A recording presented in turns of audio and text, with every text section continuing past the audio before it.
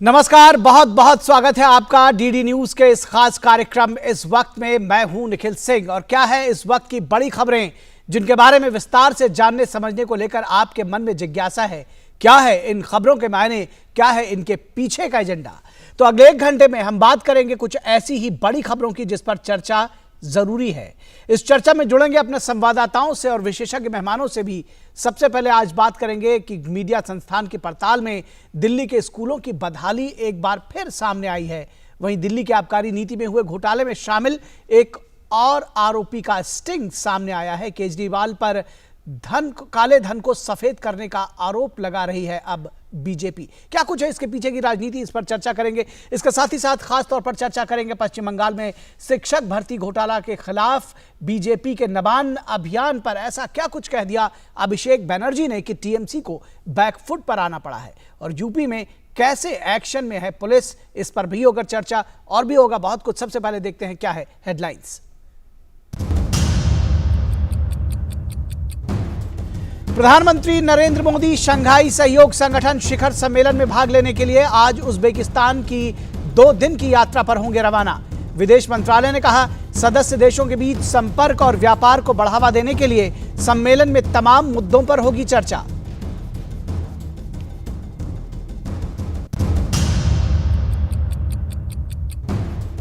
दिल्ली में आबकारी नीति में हुए घोटाले में शामिल एक और आरोपी का स्टिंग आया सामने।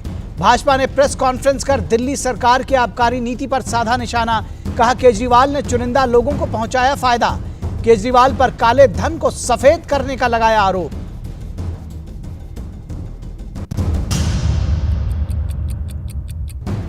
पूर्वी दिल्ली के 11 स्कूलों में 40,000 से ज्यादा बच्चे टीन शेड वाले क्लास में पढ़ने को मजबूर।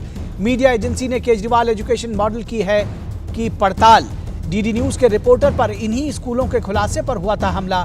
यूपी के लखीमपुर खीरी में 2 दलित बहनों के अपहरण और हत्या के मामले में और इस मामले में पीड़ित परिवार को न्याय दिलाने की बात कही है पुलिस ने। और इस पूरे मामले में 6 लोगों को गिरफ्तार किया है एनकाउंटर के बाद यूपी पुलिस ने।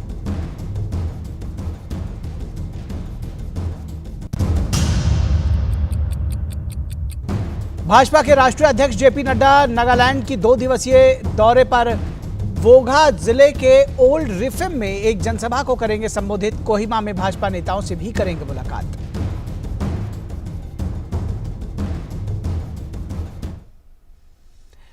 तो सबसे पहले बात करते हैं उत्तर प्रदेश की, जहां एक्शन में है पुलिस। एक्शन में उत्तर प्रदेश पुलिस, गुनाहगारों की गिरफ्तारी की गई है। लखीमपुर खीरी के गुनाहगारों को गिरफ्तार किया है पुलिस ने, ऐसा दावा किया है। लखीमपुर खीरी में 2 नाबालिग दलित बहनों की हत्या के मामले में पुलिस ने 6 लोगों को गिरफ्तार किया है। पुलिस ने एक आरोपी को एनकाउंटर में घायल करके सभी 6 आरोपियों को दबोचा है। इस मामले में पुलिस ने सभी 6 आरोपियों को दबोच लिया है। पुलिस ने छोटू, जुनैद, सुहेल, हफीजुल रहमान, करीमुद्दीन और आरिफ को गिरफ्तार किया है। इसके साथ ही पुलिस ने इस मामले को सुलझाने का दावा किया है और कहा है कि इसमें शामिल सभी लोगों को गिरफ्तार कर लिया गया है।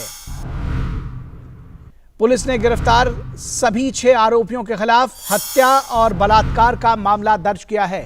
पुलिस ने सभी 6 आरोपियों के खिलाफ हत्या और बलात्कार का मामला दर्ज किया है। इसके साथ ही साथ यौन अपराधों के खिलाफ बच्चों के संरक्षण के लिए बने कानून पॉक्सो अधिनियम के तहत भी दर्ज किया गया है मामला। पुलिस ने बताया है कि जबरन अपहरण नहीं किया गया था। दोस्ती कर भरोसा जीतने के बाद घटना को अंजाम दिया गया। गिरफ्तार किए गए 6 लोगों में मृतक लड़कियों के पड़ोस का एक युवक भी शामिल है। इस पूरे घटनाक्रम में उसकी भूमिका है। इसने कथित तौर पर लड़कियों को 3 अन्य लोगों से मिलवाया था, लेकिन उस वक्त वो घटनास्थल पर नहीं था। दरअसल इसी ने लड़कियों से दोस्ती कराई थी। यूपी सरकार ने कहा कि मामले का ट्रायल फास्ट ट्रैक कोर्ट में चलेगा। दोषियों को शीघ्र सजा मिलेगी, किसी को भी बख्शा नहीं जाएगा, यह कहना यूपी सरकार का। डिप्टी सीएम ब्रिजेश पाठक ने कहा कि सरकार पीड़ित परिवारों के साथ है, हर स्थिति में उन्हें न्याय मिलेगा। सरकार पीड़ित परिवार के साथ है, हर स्थिति में न्याय मिलेगा और जल्दी न्याय मिलेगा। यूपी के लखीमपुर खीरी में 2 सगी नाबालिग बहनों के शव पेड़ से लटके मिलने के बाद इलाके में सनसनी फैल गई थी। घटना के बाद से तनाव का माहौल भी दिखा। पुलिस ने त्वरित कार्रवाई की और सभी आरोपियों को गिरफ्तार करने का दावा किया है उत्तर प्रदेश पुलिस ने। तो कुल मिलाकर इस मामले को सुलझाने की बात कही जा रही है। वहीं उत्तर प्रदेश के लखीमपुर खीरी में जो 2 दलित नाबालिग सगी बहनों के शव मिले थे, उसके बाद सनसनी फैल गई थी। परिजनों का आरोप रहा कि बाइक सवार 2 युवक उनका अपहरण कर ले गए हैं।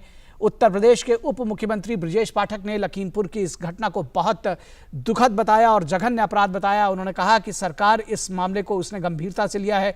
पूरा मामला फास्ट ट्रैक कोर्ट में चलेगा और दोषियों को कतई बख्शा नहीं जाएगा। पीड़ित परिवार को जरूर न्याय मिलेगा। इस प्रकरण में पूरी तरह से सरकार इन पर ऐसी कार्रवाई कठोर करेगी कि आने वाली पीढ़ियां की रूह भी कांपेगी इन अभियुक्तों की, और पूरी तरह से सरकार पीड़ित परिवार के साथ है। हर स्थिति में उनको न्याय मिलेगा। पूरे प्रकरण को हम फास्ट ट्रैक कोर्ट में ले जाएंगे और शीघ्र से शीघ्र सजा दिलाएंगे। और मैं ये भी कहना चाहता हूँ कि भविष्य में ऐसी घटनाएं न हों। सभी पुलिस अधीक्षक लगातार निगरानी रखें और ऐसे संदिग्ध व्यक्तियों को तत्काल कार्रवाई करके उनको जेल भेजें। वहीं उत्तर प्रदेश के एडीजी कानून व्यवस्था प्रशांत कुमार ने बताया है कि त्वरित गति से जांच करते हुए इस मामले की सभी पहलुओं को देखा गया और पुलिस ने इस मामले में 24 घंटे के भीतर सभी 6 अभियुक्तों को गिरफ्तार कर लिया। इसमें एक अभियुक्त पुलिस कार्रवाई में घायल भी हुआ है।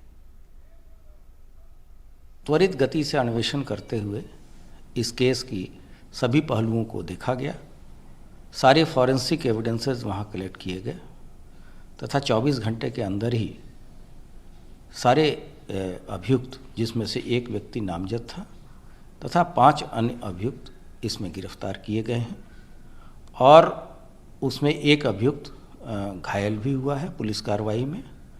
इस संबंध में पोस्टमार्टम की कार्रवाई पूर्ण की जा चुकी है।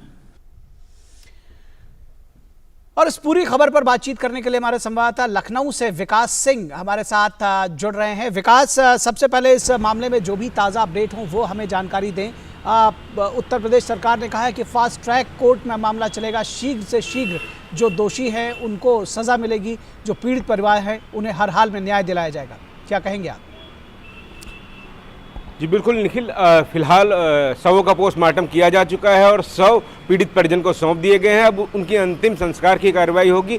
जैसा कि अभी आपने बताया कि पुलिस पूरी तरीके से इस मामले में सख्ती बरता। उन्होंने 24 घंटे के अंदर ही मामले से जुड़े जो भी आरोपी हैं उनकी गिरफ्तारी कर ली है और ऊपर शासन से जो सख्त आदेश है, महिला से जुड़े अपराधों में सरकार का एक सख्त रुख रहता है। उसी को देखते हुए तमाम गंभीर धाराएं लगाई गई हैं। उन लोगों को फास्ट ट्रैक कोर्ट में इनका मुकदमा चलाया जाएगा और इनको जल्द से जल्द सजा दिलाई जाएगी। सरकार का ये कहना है, शासन का ये कहना है कि ऐसे मामलों में ऐसी कार्रवाई होनी चाहिए जो नज़ीर बने, कि भविष्य में ऐसा कृत्य करने वाले लोग करने से पहले कभी सोचें। तो बिल्कुल सरकार इसी दिशा में कदम कर रही है और ख़ासतौर से हमने देखा कि पुलिस ने जिस मामले में काफ़ी तेज़ गति से कार्रवाई की है और मुठभेड़ के दौरान पकड़े जाने पर उस आरोपी ने सभी अपने साथियों के नाम उगल दिए हैं। कहीं ना कहीं पुलिस ने इस बात को भी स्वीकार किया है कि उन युवतियों के साथ दुष्कर्म की बात स्वीकारी है। उसके बाद उनको पेड़ से लटकाया गया था, उनकी हत्या करने के बाद। तो हालांकि पूरी रिपोर्ट जो आएगी वो तो पोस्टमार्टम के बाद अभी बताई जाएगी कि क्या कुछ चीज़ें रहेंगी, लेकिन पुलिस ने इस मामले पर सख्त कार्रवाई की और सख्त शासन ने भी निर्देश दिए हैं कि ऐसे जो मामले हैं उन पे दोषियों को कभी बख्शा नहीं जाएगा और जो सबसे बड़ी बात होती है शीघ्र कार्रवाई। और साथ ही साथ एक और बात जोड़ना चाहूँगा कि इसमें खासतौर से सरकार की ये मंशा है कि पीड़ित परिवार की जो इच्छा है उसी के अनुसार काम किया जाए। कुछ तरह की अफवाहें कल उड़ाई गई थी, उस पर भी वहाँ के पुलिस अधीक्षक ने इस बात पे जवाब देते हुए कहा था कि जो भी पोस्टमार्टम की कार्रवाई की गई थी उसमें पीड़ित परिवार चाहता था कि वो पीएम हाउस के अंदर वो लोग मौजूद रहें, तो उनकी मौजूदगी में, पीड़ित परिवार की मौजूदगी में पोस्टमार्टम कराया गया। उनको संतुष्ट करने के लिए जो भी चीज़ें हैं वो प्रशासन कर रहा है वहाँ पर, और आगे एक संवेदनशील उन लोगों के खिलाफ व्यवहार दिखाते हुए सरकार की ये मंशा है कि दोषियों को सख्त से सख्त कार्रवाई दी जाए और ये कार्रवाई ऐसी बने जो भविष्य में नजीर बने। जी विकास, एक बात और आपसे पूछना चाहेंगे, जानना समझना चाहेंगे, थोड़ा मामला राजनीतिक है कि जब इस घटना का खुलासा हुआ, जब ये मामला सामने आया, उसके बाद से तमाम राजनीतिक दल जो है वो बड़ी तीखी प्रतिक्रिया दे रहे थे, देना भी चाहिए, बड़ी जघन्य ये कृत्य भी था। लेकिन उसके बाद जब से आरोपियों का नाम सामने आया तो उसके बाद से बड़ी एक गहरी खामोशी सी छा गई है, ये देखने में आता है। तो क्या ये जो पॉलिटिकल टूरिज्म है कि उसके घर पहुंचना, वहां जाना, क्या वो केवल जाति और संप्रदाय देख करके ही किया जा रहा है? उत्तर प्रदेश में विपक्ष मुद्दा विहीन हो जाता है और कहीं ना कहीं मुद्दों की तलाश के लिए वो अपनी जमीन तलाशने की कोशिश करता है, लेकिन उसके बाद जब शासन की कार्रवाई जमीन पर नजर आती है और जिस त्वरित कार्रवाई करती है जिस तरीके से पुलिस यहाँ पर, उसके बाद शासन कहीं ना कहीं जो विपक्षी दल हैं उनके पास जवाब नहीं रह जाता है। कहीं ना कहीं उनकी राजनीति की जमीन खत्म होती दिखती है, तभी वो नए नए मुद्दे तलाशने की कोशिश करते हैं। लेकिन ये ऐसे बड़े मुद्दे हैं, इतने गंभीर मुद्दे हैं कि इन पर राजनीति करना अनुचित होगा, क्योंकि ये एक समाज से जुड़ा मुद्दा है, एक गंभीर मुद्दा। ऐसी घटनाएं विचलित कर देती हैं। अगर पेड़ पे शवों को लटका दिया जाता है निखिल, तो कहीं ना कहीं किस तरीके का संदेश समाज को देने की कोशिश की जाती है, भय कायम करने की बात कही जाती है। तो उन जैसे अपराधियों के खिलाफ सख्त से सख्त कार्रवाई हो, ये बहुत बड़ी बात होती है। बिल्कुल विकास, मैं ये पूछना चाह रहा हूं कि दरअसल सख्त कार्रवाई हो, ये सभी चाह रहे हैं और सरकार सख्त कार्रवाई कर भी रही। 24 घंटे के अंदर उसने जो आरोपी है उनको धर दबोचा है, एनकाउंटर किया है। लेकिन जो राजनेता हैं वो इसमें जब किसी, दरअसल वो संप्रदायों को देख करके, वो जातियों को देख करके राजनीति करते हैं। वो ये देख करके नहीं कह रहे हैं कि कोई अगर घटना हुई है तो उसमें समभाव से हर जगह जाया जाए। मैं ये पूछना चाह रहा हूँ। जी निखिल, बिल्कुल उत्तर प्रदेश में खास तौर से हमने देखा कि राजनीति का एक तरीका होता है। यहाँ पे कास्टिज्म की राजनीति काफ़ी दल पसंद करते हैं, वो अपने समीकरण बनाना चाहते हैं। तो कहीं ना कहीं जिस तरीके से मामले से जुड़ी जो पीड़ित थी, कहीं ना कहीं उसके समाज के प्रति अपनी संवेदना प्रकट करने की कोशिश करना चाह रहे थे। और कहीं ना कहीं जब आरोपियों का नाम आया और उनसे जुड़े जो लोग हैं उनको भी वो लोग अपने अपने वोट बैंक का हिस्सा समझते हैं, तो अब कहीं ना कहीं वो बैकफुट पे आ गए हैं। उसके बाद शासन की कार्रवाई निष्पक्षता पूर्वक की गई, त्वरित की गई, कहीं ना कहीं वो उनके लिए भी मुद्दा विहीन बना दिया उसने विपक्ष को। और आने वाले समय में इसमें जब त्वरित जल्द से जल्द सजा दिलाई जाएगी, ये समाज के लिए नजीर बनेगी और कहीं ना कहीं भय कायम करने वाले लोगों के लिए एक बड़ा संदेश होगा। बिल्कुल विकास, आप बात हमारी थोड़ी देर में पकड़ पाए, लेकिन सही पकड़ा आपने और सही जवाब भी दिया। बहुत शुक्रिया इस तमाम बातचीत और जानकारी के लिए। और यहाँ रुकेंगे एक छोटे से ब्रेक के लिए, कहीं मत जाइएगा, जल्द हाजिर होंगे।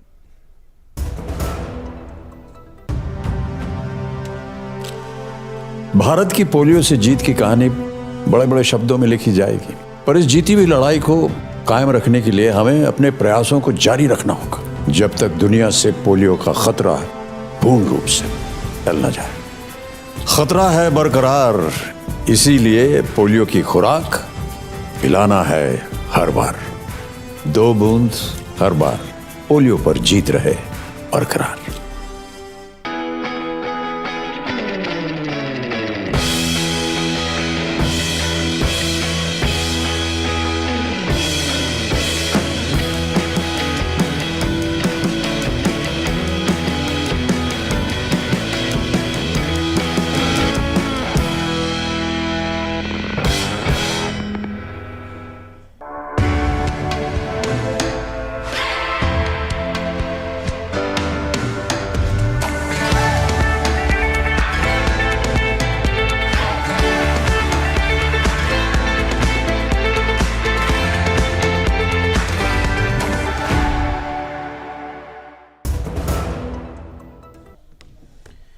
ब्रेक के बाद एक बार फिर आप सभी का स्वागत है और अब बात करेंगे प्रदर्शन पर बवालिया बयान की। बवालिया जो बयान है वो आया है अभिषेक बनर्जी का, जो कि टीएमसी के नेता है, ममता बनर्जी के भतीजे हैं। तृणमूल कांग्रेस के राष्ट्रीय महासचिव और ममता बनर्जी के भतीजे अभिषेक बनर्जी का बयान मीडिया की सुर्खियों में छाया हुआ है। कोलकाता में बीजेपी के विरोध प्रदर्शन में हुई तोड़फोड़ पर अपनी प्रतिक्रिया देते हुए अभिषेक बनर्जी ने एक विवादित बयान दिया है।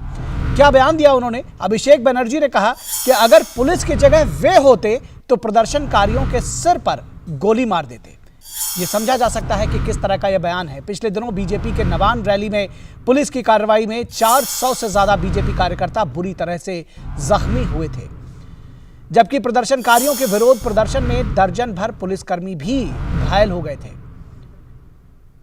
400 बीजेपी कार्यकर्ता घायल हुए थे, 1 दर्जन पुलिसकर्मी घायल हुए थे। बीजेपी ने इसे अभद्र भाषा माना है। पार्टी अध्यक्ष सुकांत मजूमदार ने कहा है कि अभिषेक बनर्जी विशिष्ट गुंडे की शैली में बात कर रहे हैं। इस बीच पश्चिम बंगाल पुलिस ने तोड़फोड़ के आरोप में कई बीजेपी कार्यकर्ताओं की गिरफ्तारी भी की है। तो पश्चिम बंगाल पुलिस की का जो कार्रवाई है वो लगातार जारी है। अभी तक कलकत्ता हाईकोर्ट ने मंगलवार को पश्चिम बंगाल में भाजपा के प्रदर्शन के दौरान हुई हिंसा पर संज्ञान लिया था। बावजूद इसके अभी पुलिस की कार्रवाई जारी है। पुलिसिया कार्रवाई के खिलाफ बीजेपी की याचिका पर सुनवाई करते हुए हाईकोर्ट ने इस मामले में मुख्य सचिव से जवाब मांगा था। मुख्य सचिव को 19 सितंबर तक जवाब देना है।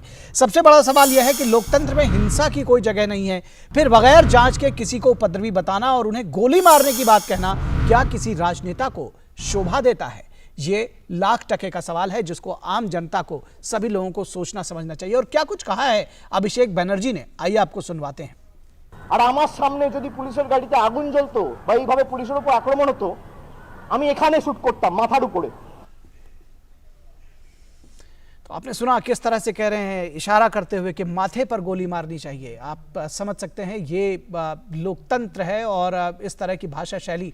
हमारे संवाददाता कोलकाता से प्रसेनजीत बख्शी हमारे साथ जुड़े हुए हैं इस पूरी खबर पर फोन लाइन पर।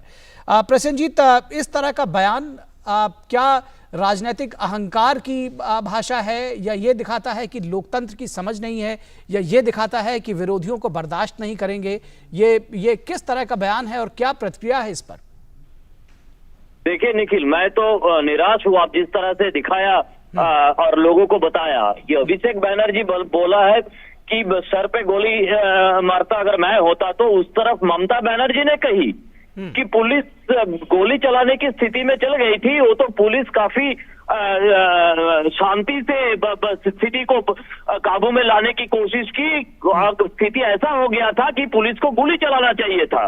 तो सिर्फ भतीजा नहीं, बुआ भी है साथ में।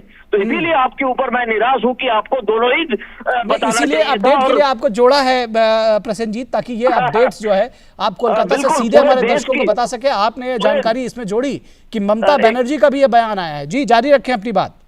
एग्जैक्टली तो पूरे देश को ये पता होना चाहिए कि यहाँ पे अगर कोई विरोधी जो है वो अगर कोई प्रदर्शन करते हैं, तो चीफ मिनिस्टर और उनका भतीजा, जिसका कोई लोकल स्टैंड ही नहीं है, वो एक सांसद है सिर्फ, और पार्टी का जनरल सेक्रेटरी है, वो पुलिस को हिदायत देते हैं कि हाँ सर पे गोली चलाए।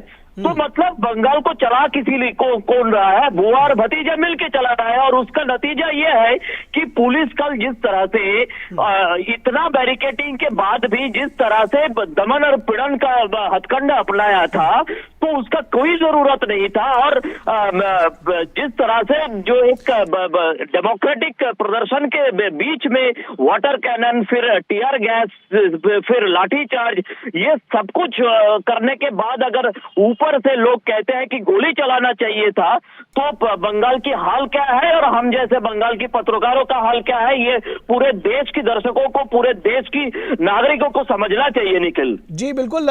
दरअसल इस तरह का बयान किसी तानाशाही में या राजतंत्र में भी शायद नहीं दिया जाता है। जनता का निखिल, मैं बताऊं, आप अगर इजाजत दे तो मैं एक बात याद दिला दूं कि आप थोड़ी देर पहले यूपी का उत्तर प्रदेश के बारे में बात कर रहे थे। जी, आपको याद होगा, आप ही से हम लोग बात कर रहे थे कुछ दिन पहले। उत्तर 24 परगना बोल के जगह पे किसी एक बालिका की, नाबालिका की उनकी रेप होकर उनकी तृणमूल कांग्रेस की किसी नेता की बेटे ने जिंदा जला दिया था। आपको याद होगा। उस वक्त ममता बनर्जी का टिप्पणी, ये भी अगर आप लाइब्रेरी से निकाल के दिखाए कि किस तरह से तानाशाही का भाषा है बुआ और भतीजा की, ये लोगों को याद करना चाहिए इस समय पे, जब भतीजा कह रहा है कि सर पे मैं गोली मारता और ममता बनर्जी बुआ कहती है कि पुलिस को गोली चलाना चाहिए था, शांति से स्थिति को काबू में लाया। जी, आम लोगों का और बीजेपी का, आम जनता का और बीजेपी का, दूसरी राजनीतिक दलों का क्या रिएक्शन है? आम लोग काफी दुखी है।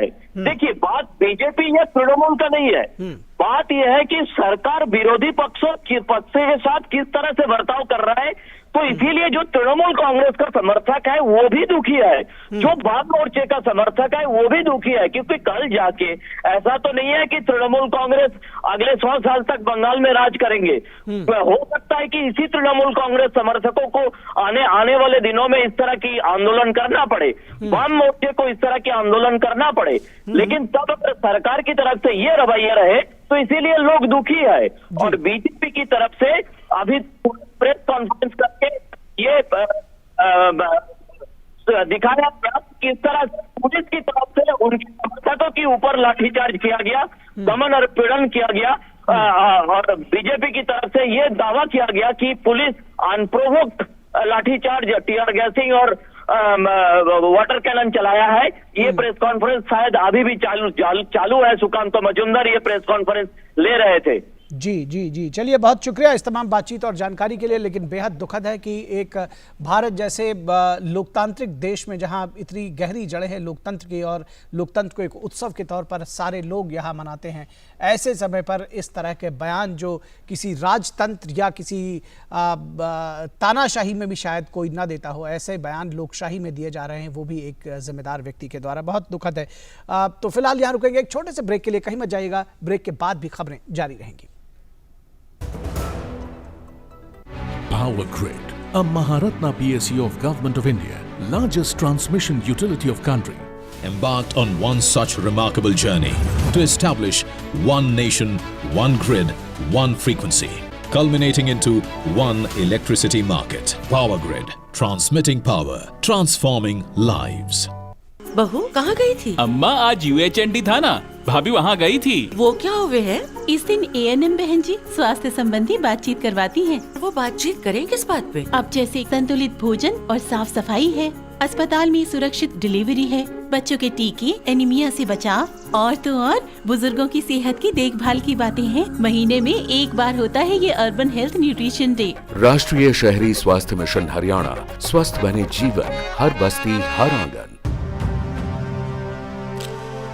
भारत की पोलियो से जीत की कहानी बड़े बड़े शब्दों में लिखी जाएगी, पर इस जीती हुई लड़ाई को कायम रखने के लिए हमें अपने प्रयासों को जारी रखना होगा जब तक दुनिया से पोलियो का खतरा पूर्ण रूप से टल न जाए। खतरा है बरकरार, इसीलिए पोलियो की खुराक पिलाना है हर बार। 2 बूंद हर बार, पोलियो पर जीत रहे बरकरार। ब्रेक के बाद एक बार फिर आप सभी का स्वागत है और अब बात करेंगे सवालों के घेरे में। आप सरकार, एक के बाद एक सवाल आम आदमी पार्टी की सरकार से पूछे जा रहे हैं, चाहे वो दिल्ली के स्कूलों का मामला हो या फिर आबकारी नीति। पूर्वी दिल्ली के सरकारी स्कूलों की हालत पर मीडिया एजेंसी की ताजा रिपोर्ट ने केजरीवाल मॉडल पर सवालिया निशान लगा दिए। तकरीबन 11 स्कूलों के 40,000 स्कूली बच्चों में अभी तक एक अदद क्लासरूम की तलाश में भटक रहे हैं। तमाम स्कूलों के बच्चे हैं ये। दरअसल न्यूयॉर्क टाइम्स में प्रकाशित दिल्ली मॉडल के एजुकेशन की विपरीत कई स्कूलों के बच्चे टीन शेड वाली कक्षाओं में बैठने को मजबूर हैं। स्थानीय लोगों की शिकायत पर जब डीडी न्यूज के पत्रकार ने बच्चों की मुश्किलों पर केजरीवाल सरकार का ध्यान खींचने की कोशिश की तो उनकी पिटाई की गई। डीडी न्यूज की टीम को घेर कर पीटा गया और उनके कैमरे को स्कूल के स्टाफ ने तोड़ दिया गया। तो ये समझा जा सकता है किस तरह से कार्रवाई की गई। प्रसार भारती के CEO मयंक अग्रवाल ने दिल्ली के भजनपुरा में एक सरकारी स्कूल में डीडी न्यूज की टीम के साथ मारपीट और दुर्व्यवहार की घटना की कड़ी निंदा की है। डीडी न्यूज की टीम दिल्ली के स्कूलों में सुविधाओं और स्थिति की पर ग्राउंड रिपोर्ट के लिए गई थी, ये कहना है CEO का। मुख्य कार्यकारी अधिकारी ने कहा कि असामाजिक तत्वों द्वारा किया गया यह व्यवहार लोगों तक सच्चाई और समाचार पहुंचाने के लोक प्रसारक के काम में स्पष्ट रूप से बाधा डालने का प्रयास है। CEO ने कहा कि सभी के द्वारा इसके कड़े शब्दों में निंदा की जानी चाहिए। CEO ने इसकी न सिर्फ भर्त्सना की है, कड़ी निंदा की है और कहा है सभी इसकी निंदा करें। उधर शराब नीति में केजरीवाल सरकार के घोटाले पर एक और स्टिंग ऑपरेशन सामने आया है। बीजेपी ने उसको जारी किया है। बीजेपी का आरोप है शराब घोटाले पर चर्चा से बचने के लिए केजरीवाल अपने एजुकेशन मॉडल की चर्चा करते हैं। अगर कोई स्कूलों में इसके सत्यता की जांच करने के लिए जाता है तो उसकी पिटाई कर देते हैं। तो ये समझा जा सकता है कि किस तरह से ये पूरा काम चल रहा है। बीजेपी ने आज के स्टिंग वीडियो में आरोपी नंबर 9 के हवाले से ये खुलासा करने की कोशिश की है। नई शराब नीति के तहत कुछ शराब कंपनियों को फायदा पहुंचाने के लिए उन्हें ठेका खोलने की इजाजत मिली है। ये कहना है बीजेपी का। 5 लाख की प्रतिदिन खपत वाली दिल्ली में 15 लाख की खपत का रिकॉर्ड दिखाया गया। बीजेपी इसमें बड़े घोटाले का दावा करती है। उसका कहना है कि इस तरह से शराब की तस्करी भी हो रही थी और शराब में पूरा प्रकरण रहा उसमें एक और घोटाला सामने आया है। तो क्या कुछ कहना है बीजेपी का? बीजेपी के प्रवक्ता सुधांशु त्रिवेदी ने आज आम आदमी पार्टी पर सोशल मीडिया में चल रहे स्टिंग पर प्रेस वार्ता की। उन्होंने कहा कि आम आदमी पार्टी सरकार का चरित्र जिस तेजी से पिछले 7 सालों में बदला है, उन्हें नहीं लगता कि देश में किसी का भी चरित्र ऐसे बदला होगा। साथ ही उन्होंने कहा कि आज देश भर में आम आदमी पार्टी पर जो स्टिंग है वो जनता के सामने है। उससे साफ है कि कैसे आप नेता अमित अरोड़ा ने शराब के गोरख धंधे में भ्रष्टाचार किया। नई राजनीति का दावा करने वाली पार्टी की शराब ज्यों-ज्यों पुरानी होती चली जा रही है, उनके असली चरित्र का शबाब खुद ब खुद उभर कर सामने आता जा रहा है। इस घोटाले के आरोपी नंबर 9 अमित अरोड़ा किसी व्यक्ति को इतना विस्तार बता रहे हैं कि किस किस प्रकार से किस कंपनी को कितना पैसा लिया गया, एडवांस में पैसा लिया गया। और इतना ही नहीं है, इसमें सिर्फ पैसे लेने और देने का उल्लेख नहीं है, पूरी की पूरी पॉलिसी किस व्यवस्थित ढंग से बनाई गई कि चुनिंदा लोगों के हाथ में ही पैसा रहे और कैश का फ्लो भी उन्हीं के हाथ में रहे। वो चीजें देखकर निश्चित रूप से आप लोगों को भी बहुत दुखद आश्चर्य हो। तो ये कहना है कि बीजेपी के प्रवक्ता कि दुखद आश्चर्य होगा। इस पूरी खबर पर बातचीत करने के लिए हमारे साथ हमारे 2 साथी संवाददाता दिल्ली से अनुज यादव और गिरीश निशाना न्यूज़ रूम से हमारे साथ जुड़े हुए हैं। पूर्वी दिल्ली के सरकारी स्कूलों का जो पूरा मामला आया है, जो मीडिया एजेंसी ने जो ताज़ा रिपोर्ट की है, उस पर हम गिरीश निशाना से बात करेंगे। और हमारे साथ में अनुज भी बने हुए हैं, जो शराब नीति है और जो स्टिंग ऑपरेशन सामने आ रहा है, दिन प्रतिदिन जो परतें खुल रही हैं, उस पर बात करेंगे। गिरीश, पहले सबसे आपके पास ये जो रिपोर्ट की है एजेंसी ने, क्या कुछ इस रिपोर्ट में सामने आया है? और यही इसी तरह की रिपोर्टिंग तो आप लोग भी करने गए थे जब वहां पर आप लोगों के ऊपर हमला कर दिया जाता है और उस तरह की किसी भी तरह की रिपोर्टिंग करने से रोका जाता है।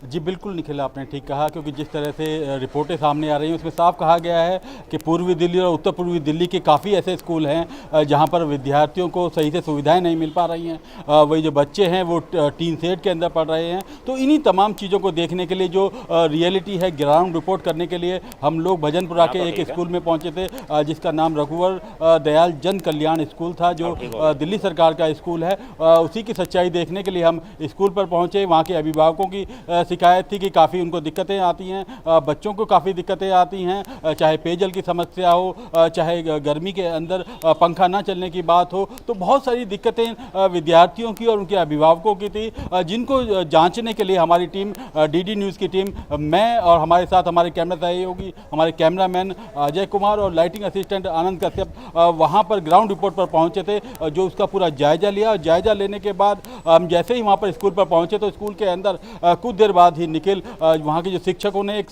समूह बनाकर हम पर हमला बोल दिया और जो हमारे कैमरामैन थे अजय कुमार, उनके हाथ से कैमरा छीन कर उसको चूर चूर कर दिया। और इतना ही नहीं, जो उसके अंदर चिप थी, जिसके अंदर जो पूरी रिकॉर्डिंग थी, जो स्कूल की दास्तां बयां कर रहे थे, जो विजुअल थे, उनको पूरी तरह से तहस नहस कर दिया। उस चिप को तोड़कर उसमें से जो रिकॉर्डिंग का पार्ट था वो पूरी तरह से तहस नहस कर दिया। और ये तमाम जो वाक़या हैं वो वहाँ पर लगे CCTV कैमरा के अंदर कैद हैं। हालांकि स्कूल प्रशासन वो CCTV फुटेज सामने नहीं ला रहा। हालांकि जो दिल्ली पुलिस है उसने विभिन्न सेक्शन के अंदर इसमें मामला दर्ज कर प्राथमिकी दर्ज कर ली है, FIR दर्ज कर ली है। अब पूरी तरह से इसमें जांच चल रही है। जी, एक बात आपसे और जानना चाहेंगे, ये जो मीडिया एजेंसी ने रिपोर्ट की है उसके हिसाब से जो अभी पूर्वी दिल्ली के कुछ स्कूलों का उन्होंने पड़ताल किया है, किस तरह से जो हालात हैं वो हैं, और आपने जो रिपोर्ट दरअसल की थी, जिसको मीडिया जो वहाँ पर आप पहुँचे थे और जो कैमरा तोड़ दिया गया, उसका चिप निकाल लिया गया, दरअसल क्या कुछ बताया था वहाँ पर बच्चों ने और अभिभावकों ने आप लोगों को? देखिए, जब हम यहाँ पर पहुँचे थे भजनपुरा के अंदर, हमें बताया गया कि भजनपुर थाने के नज़दीक में एक स्कूल है, रघुवर दयाल जन कल्याण स्कूल है, जो टीन सेट के अंदर चल रहा है, जहाँ बच्चों को शिकायत हो रही है। तो हम करीब 1 बजे वहाँ पर पहुँचते हैं, ग्राउंड जीरो पर पहुँचते हैं। वहाँ पर लड़कियों की छुट्टी हो रही थी स्कूल से और लड़के वहाँ पर आ रहे थे, जो द्वितीय पाली के अंदर पहुँच रहे थे। तो काफ़ी जो छात्र थे वो हमारा कैमरा देखकर हमारे पास पहुँचे और उन्होंने अपनी शिकायत दर्ज की कि सर, हमको यहाँ पर पानी की समस्या रहती है, कई बार हमें पीने का पानी नहीं मिल पाता। काफ़ी ऐसे बच्चे थे जिन्होंने बताया कि गर्मी के दौरान जो हमारे कमरों के अंदर पंखे भी नहीं चल रहे थे और इतनी गर्मी पड़ रही थी तो बड़ी मुश्किलों का सामना करना पड़ा। इसी तरह अभिभावकों ने काफ़ी शिकायतें दर्ज करी, तो काफ़ी लोगों की जो दिक्कतें थी वहाँ पर उन्होंने हमें मीडिया देखकर वहाँ पर पूरी जो भी स्कूल की कमियाँ थी वो हमको गिनाई, और हम जब स्कूल के प्रांगण में पहुँचे तो वहाँ पर विजुअल बनाने की कोशिश की तो तमाम उस समय पर जितने टीचर थे एक समूह में बनाकर उन्होंने वहाँ पर हमला बोल दिया और हमारे जो कैमरामैन है उनसे एक कैमरा छीनकर उसको तोड़ दिया बुरी तरह से। जी बिल्कुल, ये समझा जा सकता है कि आखिर क्यों रोका गया, क्योंकि जो बच्चे थे, जो अभिभावक थे, वो शायद सच बताना चाहते थे और ये सच जो है वो वहाँ शिक्षकों को पसंद नहीं आ रहा था। हमारे साथ अनुज भी बने हुए हैं। अनुज, शराब घोटाले की बात करें, आबकारी नीति में जो एक बड़ा प्रश्न चिन्ह लगा है वो एक के बाद एक बीजेपी नए खुलासे कर रही है और कहीं ना कहीं केजरीवाल सरकार मुश्किल में नजर आ रही है। ये नया जो स्टिंग है, किस तरह से इसको देखते हैं, क्या कुछ प्रश्न उठाता है ये? देखिए, आम आदमी पार्टी के खिलाफ या दिल्ली की सरकार की जो नई शराब पॉलिसी आई थी उसके खिलाफ एक बार से फिर एक स्टिंग ऑपरेशन सामने आया है। और सबसे बड़ी बात निकली ये है कि ये जो स्टिंग ऑपरेशन के अंदर एक व्यक्ति जो बात कर रहा है और किस तरीके से इस नई पॉलिसी को बनाया गया, किस तरीके से कुछ लोगों को फ़ायदा पहुंचाया गया, उन सब बातों को जो ये व्यक्ति बता रहा है, ये वही व्यक्ति है जिस पर शराब घोटाले के आरोप लगे हैं। आरोपी नंबर 9 के नाम से इसको जाना जाता है और इसी का ही ये वीडियो जो है पिछले कई दिनों से सोशल मीडिया पर वायरल हो रहा है। अब सबसे बड़ी बात है कि आखिर ये व्यक्ति बता क्या रहा है, और इसको आज भारतीय जनता पार्टी ने मीडिया के सामने एक प्रेस कॉन्फ्रेंस के माध्यम से सामने रखा है। इसका कहना है कि इस तरह की बातें सामने आई, जो पॉलिसी बनाई गई थी वो सरकार की तरफ से नहीं बल्कि जो शराब के, हम या तो कह सकते हैं जो शराब बनाने वाली बड़ी कंपनियां हैं या फिर जो बीच में होलसेलर हैं, वो ही इस पॉलिसी को बनाते हुए नजर आ रहे थे। इसमें इस तरह की ऐसी कंडीशंस रखी गई ताकि छोटे व्यापारी दिल्ली के अंदर किसी भी तरीके से शराब की दुकानों का लाइसेंस ना ले सकें। और इसके लिए जो फीस निर्धारित की गई थी 5 करोड़ रुपए, वो न्यूनतम फीस निर्धारित की गई थी, क्योंकि सब जानते हैं कि 5 करोड़ फीस की जब बात आएगी तो कोई भी छोटा व्यापारी इस धंधे में नहीं आ पाएगा। और इस तरह की बातें जो भारतीय जनता पार्टी ने भी लगातार आरोप लगाया है कि इसके अंदर जो शराब बनाने वाली फैक्ट्रियां हैं उन्हीं को ही रिटेल में लेकर आया गया, जबकि पूरे देश के अंदर ऐसा नहीं होता कि जो भी फैक्ट्री शराब बनाती है वो ना होलसेल में काम कर सकती है ना वो रिटेल में काम कर सकती है।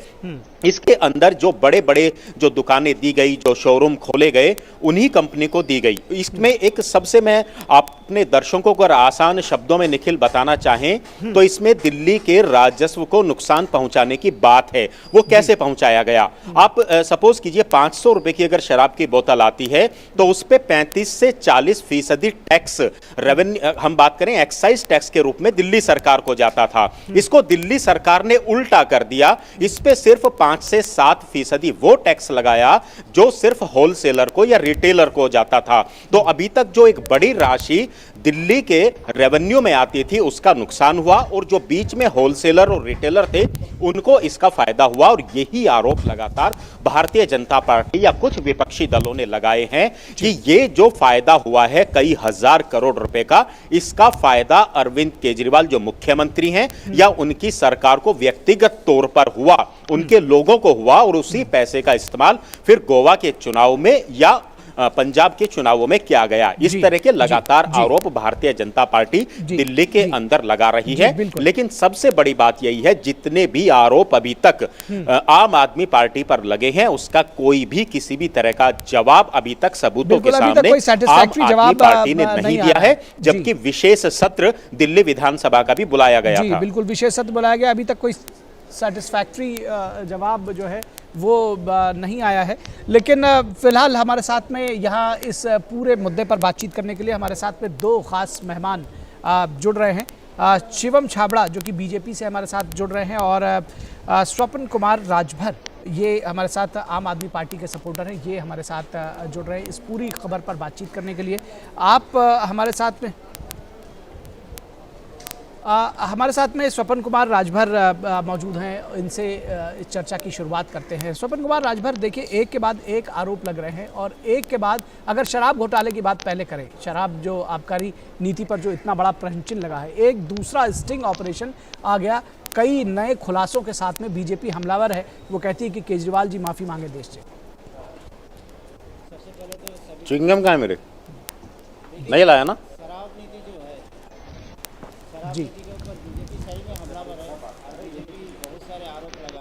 लेकिन हमारा जो पार्टी के तरफ से जो स्टैंड है, देखिए हम लोग बार बार इसके सीबीआई जांच भी हो रहा है, डीजीपी है, सब कोई इसमें लगे हुए हैं। तो जो जांच हो रहा है, जांच प्रक्रिया में जो निकल के आएगा, हम लोग तो उसी को मानेंगे ना, जनता उसी को मानेगी। नहीं, लेकिन जो स्टिंग ऑपरेशन में सामने आया है, दरअसल उसके विषय में हमारा प्रश्न है कि आप उसके विषय में क्या एक्सप्लेनेशन है आपका? सर देखिए, स्टिंग ऑपरेशन जो भी किया है, जो भी इसमें दिखा रहा है, तो इससे हमारा कोई पर्सनल ओपिनियन इसलिए नहीं है क्योंकि ये टोटली जांच के विषय है।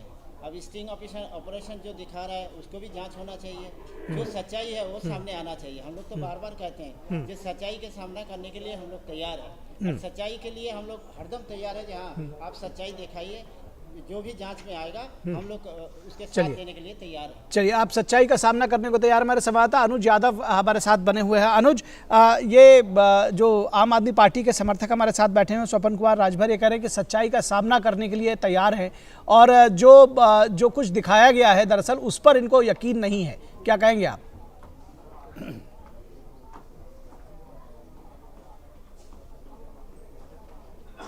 है आम आदमी पार्टी पर, दिल्ली सरकार पर। हम जानते हैं कि पहले भी एक स्टिंग ऑपरेशन आया था और उसमें भारतीय जनता पार्टी ने 5 सवाल पूछे थे। उनका कहना है कि कोई जवाब नहीं दिया गया। दूसरी सबसे बड़ी बात है कि जो दिल्ली विधानसभा का विशेष सत्र बुलाया गया था, जब भारतीय जनता पार्टी जो विपक्षी दल के रूप में दिल्ली के अंदर है, जब उन्होंने लगातार एक्साइज पॉलिसी के मामले को या शिक्षा के जो स्कूलों की जो हालत है उसको लेकर जब विधानसभा के अंदर वो बात कर रहे थे, सवाल उठा रहे थे, तो उन्हें क्या वो जवाब नहीं देने चाहिए थे? उस समय मुख्यमंत्री अरविंद केजरीवाल भी थे, उप मुख्यमंत्री मनीष सिसोदिया भी थे। अगर भारतीय जनता पार्टी के ये आरोप बेबुनियाद थे तो उनको सदन के अंदर जवाब देना चाहिए था। ये भारतीय जनता पार्टी का आरोप है। दूसरी सबसे बड़ी बात है कि किसी भी, चाहे वो कोई भी सदन हो, दिल्ली विधानसभा के अंदर विपक्ष की भी उतनी ही जिम्मेदारी बनती है जितनी सत्ता पक्ष की बनती है।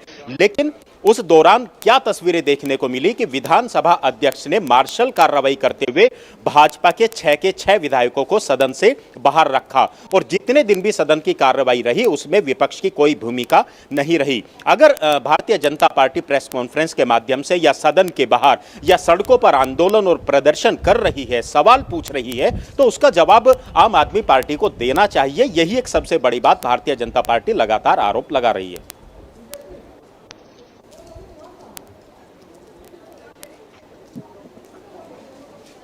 शिवम छाबड़ा बीजेपी से जुड़े हुए हैं। शिवम, आम आदमी पार्टी का कहना है कि ये जो पूरा स्टिंग ऑपरेशन, एक के बाद एक ये दूसरा स्टिंग ऑपरेशन आया है, ये तो जांच का विषय है और जब जांच होगी तभी सच्चाई सामने आएगी।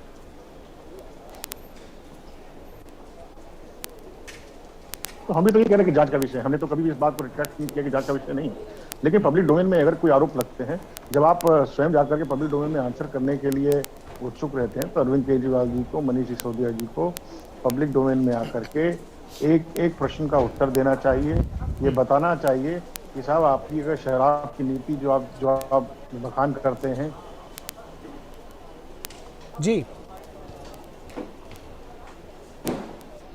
कि वो ईमानदार रही है जी, बहुत ऐतिहासिक है, आपने उसको वापस क्यों लिया? इसका उत्तर अभी तक कोई भी नहीं आया है। पहले भी कहा था, उस पर भी कोई उत्तर नहीं आया। दूसरा आया, उस पर भी कोई उत्तर नहीं। और आने वाली कोई भी अगर कुछ इस प्रकार से भी कोई सच्चाई सामने आएगी तो निश्चित रूप से उनका कोई रिएक्शन नहीं होगा। दरअसल कुछ चीजों में तो जांच की जरूरत नहीं है, ऐसा लगता है शिवम जी, क्योंकि जिस तरह से उनका ये होता है कि कभी-कभी अखबार दिखाते हैं न्यूयॉर्क। जी जी, मेरा तो एक कहना है कि जांच तो जो चल रही है वो चल ही रही है। मनीष सिसोदिया जी के खिलाफ में सीबीआई ने जो एफआईआर फाइल की हुई है उस पर लगातार काम हो रहा है, उस पर जांच हो रही है। और मेरे को इस बात का पूर्ण विश्वास है कि दूध का दूध और शराब का शराब होकर रहेगा। दिल्ली इससे पीछे नहीं हट सकती। दिल्ली जी जी बिल्कुल, चलिए इसका जवाब ले लेते हैं स्वपन कुमार राजभर जी। जिम्मेदारी को तय सीबीआई की, ऐसा मेरा विश्वास है। लेकिन मैं फिर ये कह रहा हूँ, कहीं ना कहीं आपको पब्लिक में चलिए, आपकी ऑडियो में थोड़ा सा प्रॉब्लम आ रहा है, उसको पब्लिक से चुने लोग हैं, कम से कम साहब ऐसी जी उसको ठीक कराते हैं, आपकी ऑडियो ठीक कराते हैं। उससे पहले स्वपन कुमार राजभर जी आपके पास दोबारा आ रहे हैं। कहा जा रहा है कि भाई अगर सारी चीज़ें बिल्कुल ठीक ही थी, जिस तरह से शिवम छाबड़ा जी ने कहा सारी चीज़ें बिल्कुल ठीक ही थी, तो ये आबकारी नीति वापस क्यों ली गई? सर देखिए, नीति वापस लेना और नीति वापस नहीं लेना वो तो अलग बात है। जब बीजेपी ने एक ब्लेम लगाया है और ये पूरा जो प्रक्रिया है, ये प्रक्रिया मनीष सिसोदिया जी और आम आदमी पार्टी एक बार नहीं 3 बार ये एलजी के पास गया था, फिर एलजी से वो आया, आने का बाद जब एलजी का साइन हुआ, जो पूर्व एलजी थे हमारा अनिल भाई जी, उनका साइन हुआ था, उसके बाद ये पास हुआ। तो इसमें भाई आप आम आदमी पार्टी को क्वेश्चन करने के बगैर आप एलजी साहब को क्वेश्चन क्यों नहीं करते हैं, जो आप क्यों साइन किए थे? जी बिल्कुल, और इस चर्चा को आगे बढ़ाएंगे, लेकिन फिलहाल चलेंगे साइंस और टेक्नोलॉजी मिनिस्टर जो केंद्रीय मंत्री है जितेंद्र सिंह, वो जीएसटी डैशबोर्ड का उद्घाटन कर रहे हैं, उससे जुड़ी हुई एक सभा को संबोधित कर रहे हैं।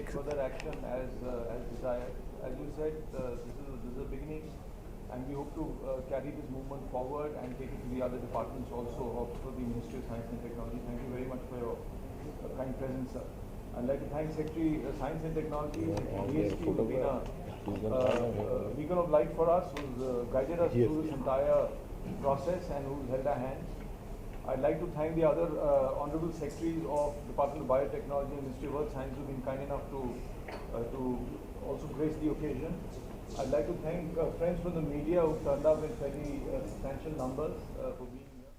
चलिए एक बार वापस आते हैं, अपनी इस चर्चा को बहाल करते हैं। आपने कहा कि नीति को वापस लेना या ना लेना, स्वपन कुमार राजभर जी, ये कोई, आपने कहा कि ये कोई मुद्दा नहीं है, जबकि ये अपने आप में बहुत बड़ा मुद्दा है कि अगर कोई नीति, जिस तरह से शिवम छाबड़ा ने कहा कि अगर कोई नीति बनाई गई है तो उसको वापस किस दबाव में लिया गया, क्यों लिया गया, क्या उसमें क्या दिक्कतें थी जिसकी वजह से नीति वापस ली गई? ये नीति तो बनाई गई थी बीजेपी इनडायरेक्टली बीजेपी सरकार द्वारा ही। बीजेपी सरकार ने नीति बनाई थी, तो अब आपने नई बात बताई। इनडायरेक्टली तो बीजेपी सरकार के एलजी साहब तो उन्हीं के थे, तो एलजी साहब की बातें कहाँ मानी गई? यही तो बात कहा जा रहा है। एलजी साहब से बगैर पूछे बिना विधानसभा में उसको पास कराए और ये सारी चीजें लेकर आए। बीजेपी साफ तौर पर इसी बात को तो कह रही है। नहीं, बीजेपी कह रहे हैं, लेकिन हकीकत जो है ये विधानसभा में 3 बार शिवम छाबड़ा जी से इस पर उत्तर ले लेते हैं। विधानसभा में 3 बार लाया गया था सर। मनीष सिसोदिया जी खुद बता चुके हैं कि हम लोग 3 बार इसको, पहली बार संशोधन हुआ, दूसरी बार संशोधन हुआ, तीसरी बार एलजी साहब ने इसको सैंक्शन नहीं किया। शिवम छाबड़ा का जवाब ले लेते हैं इस पर। शिवम छाबड़ा जी, आप सुन रहे हैं? अगर जो स्वपन कुमार राजभर जी कह रहे हैं कि ये तो एलजी साहब ने ही परमिशन दी थी इसकी।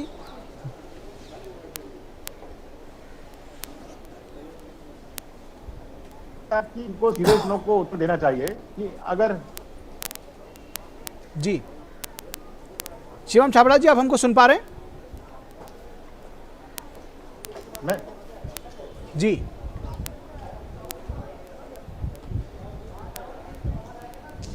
चलिए, शिवम छाबड़ा जी की आवाज़ हम तक नहीं पहुंच पा रही है, हम उनको दोबारा कनेक्ट करने की कोशिश करेंगे, लेकिन फिलहाल चलेंगे अनुज यादव के पास। अनुज यादव, ये स्वपन कुमार राजभर जी कह रहे हैं कि दरअसल एज ए रिपोर्टर आप इस पर कुछ प्रकाश डालिए। ये कह रहे हैं कि ये दरअसल ये जो पूरी आबकारी नीति थी ये कहीं ना कहीं बीजेपी के द्वारा ही लाई गई थी और एलजी साहब ने इसको नोट दिया था, यानी कि उन्होंने, उनकी तरफ से ये कहा गया था कि इसको उनकी तरफ से इसको अनुशंसा की गई थी, उसके बाद इसको लेकर आया गया था।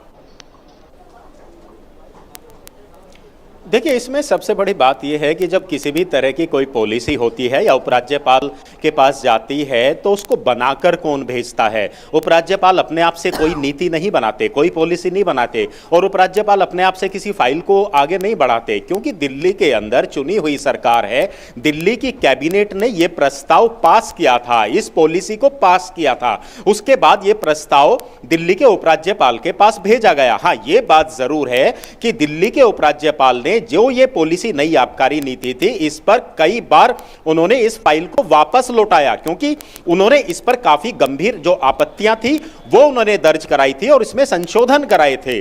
देखिए, आज जो पॉलिसी बनी है और जिसको वापस भी ले लिया गया है, क्या इससे भी और गंभीर पॉलिसी थी? सबसे बड़ा बात यही है। लेकिन जब बार बार, क्योंकि देखिए किसी भी लोकतांत्रिक ढांचे के अंदर अगर कोई भी सरकार उपराज्यपाल को अगर भेजती है कोई भी प्रस्ताव, तो उपराज्यपाल उसको वापस भेज सकते हैं। एक बार संशोधन हो सकता है, 2 बार संशोधन हो सकता है, 3 बार संशोधन हो सकता है, लेकिन कैबिनेट से कोई भी अगर प्रस्ताव पास है तो उसको राज्यपाल को, उपराज्यपाल को मंजूरी देनी होती है। उसके बाद उपराज्यपाल ने उसको मंजूरी दी। लेकिन जिस तरीके से हमारे जो मेहमान है वो कह रहे हैं कि ये उपराज्यपाल की पॉलिसी थी, भाई देखिए सबसे बड़ी बात है कि दिल्ली सरकार उपराज्यपाल की सरकार नहीं है, दिल्ली सरकार चुनी हुई सरकार है। मुख्यमंत्री अरविंद केजरीवाल है, आबकारी नीति एक्साइज विभाग उनके अंडर में आता है। तो निश्चित तौर पर पॉलिसी बनाने का प्रस्ताव, पॉलिसी की कैबिनेट की जो मोहर लगी थी वो आम आदमी पार्टी की ही सरकार थी, जिसको अनुशंसा के लिए भेजा गया था उपराज्यपाल के पास, और उन्होंने इसमें काफी संशोधन कराने के बाद उसको फिर मंजूरी दी। जी बिल्कुल। चलिए, बहुत शुक्रिया इस तमाम बातचीत के लिए आप सभी का। गिरीश निशाना, शिक्षा की नीति पर आपने जो जानकारी दी उसके लिए बहुत शुक्रिया। अनुज आपका शुक्रिया, शिवम जी आपका शुक्रिया, और राजभर साहब आपका भी बहुत शुक्रिया इस चर्चा में जुड़ने के लिए और भाग लेने के लिए। बहुत धन्यवाद। और यहाँ रुकेंगे एक छोटे से ब्रेक के लिए, कहीं मत जाइएगा, जल्द हाजिर होंगे।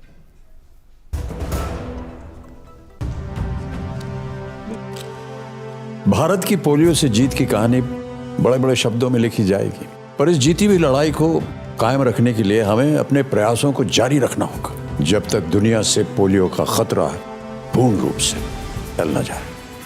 खतरा है बरकरार, इसीलिए पोलियो की खुराक पिलाना है हर बार।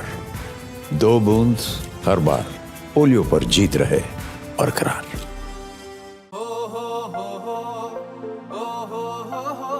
अब गांव गांव और खेत खेत की बात है कुछ निराली, फसल बीमा पॉलिसी से छाई है खुशहाली। द्वार द्वार और हाथ हाथ में सुरक्षा की सौगात, गर्व से बोल रहे हैं सभी किसान, मेरी पॉलिसी मेरे हाथ।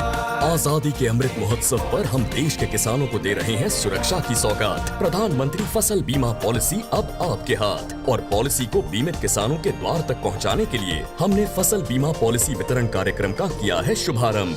देश भर के किसानों ने करीब 21,000 करोड़ रुपए ही प्रीमियम के तौर पर दिए, लेकिन उन्हें मुआवजे के तौर पर 1 लाख करोड़ रुपए से ज्यादा मिले। जब खराब मौसम की हो मार, PMFBY दे आर्थिक सुरक्षा बार बार। प्रधानमंत्री फसल बीमा योजना, कृषि एवं किसान कल्याण मंत्रालय, भारत सरकार। Under the visionary leadership of Honorable Prime Minister Shri Narendra Modi, Ayush is scaling newer heights. Current situation presents a right time for Ayurveda and traditional medicines to become even more popular globally. Ayush-based herbal products are being exported as medicine and food supplements in more than 100 countries. Ayush-related training and courses are easily available in more than 20 nations. Ayush is recognized in 16 countries. The Ministry of Ayush has demonstrated its commitment to effectively fight COVID-19 pandemic. It has issued COVID advisories and guidance, recommended yoga and herbal practice for safety. 8,32,445 Ayush COVID warriors enlisted, taking traditional medicine system to the masses. Committed to health and wellness, Ayush is serving humanity with increasing vigor and efficiency.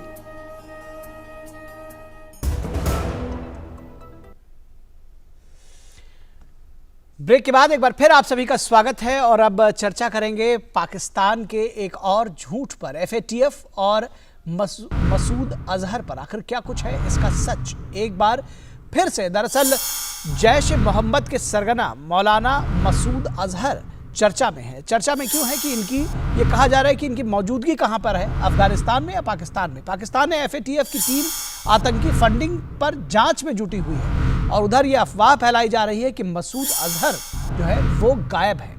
Pakistan ने अफगानिस्तान को चिट्ठी लिखकर मसूद अजहर को सौंपने की मांग की है और इस पर अफगानिस्तान ने दरअसल इसको गलत बताया है। लेकिन तालिबान हुकूमत ने पाकिस्तान को झूठा बताते हुए कहा है कि मसूद अजहर पाकिस्तान में ही है। तालिबान हुकूमत ने दावा किया है कि पाकिस्तान में आज भी सरकारी संरक्षण में कई दहशतगर्दी ट्रेनिंग कैंप्स चलाए जा रहे हैं और आर्थिक संकट से जूझ रहे पाकिस्तान को FATF के ग्रे लिस्ट से बाहर होना जरूरी है। पाकिस्तान को दुनिया से आर्थिक मदद इसी शर्त पर मिल सकती है। वर्षों से पाकिस्तान आतंकी संगठनों को अपने विदेश नीति का हिस्सा मानता रहा है, लेकिन दरअसल इसी पॉलिसी ने पाकिस्तान को कंगाली के कगार पर खड़ा कर दिया है और अब दुनिया ने उससे मुंह मोड़ लिया है। चौंकाने वाली बात यह है कि लश्कर तैयबा के एक सरगना साजिद मीर को पाकिस्तान ने मृत घोषित कर दिया था। यह कहा था कि उनकी मृत्यु हो गई है, लेकिन उसी साजिद मीर पर अब पाकिस्तान FATF के कारण कार्रवाई की घोषणा करता है। यह दिखावा करता है, दरअसल पहले उसको मृत घोषित किया और कहता है कि उसके खिलाफ हमने कार्रवाई की है। भारत की पहल पर दुनिया ने पाकिस्तान के आतंकी गतिविधियों पर संज्ञान लेकर उसकी फंडिंग पर जानकारी के लिए दबाव बनाया है और आज बदली हुई परिस्थितियों में पाकिस्तान अपने पाले हुए आतंकी सरगनाओं को पहचानने से इनकार कर रहा है।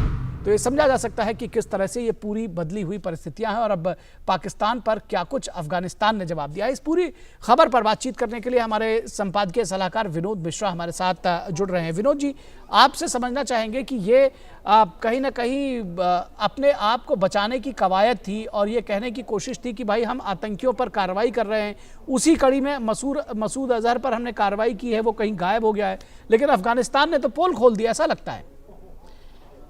निखिल, आपकी रिपोर्ट पे आते हुए सबसे पहले मैं आज पाकिस्तान का जो सबसे बड़ा अखबार समूह है डॉन का, उसके एडिटोरियल की मैं बात करता हूँ। आज उसके एडिटोरियल में है FATF एंड मिलिटेंसी।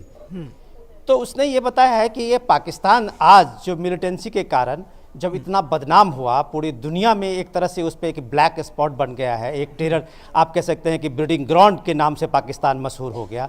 तो आज FATF के कारण वो कार्रवाई करते हुए दिखता है।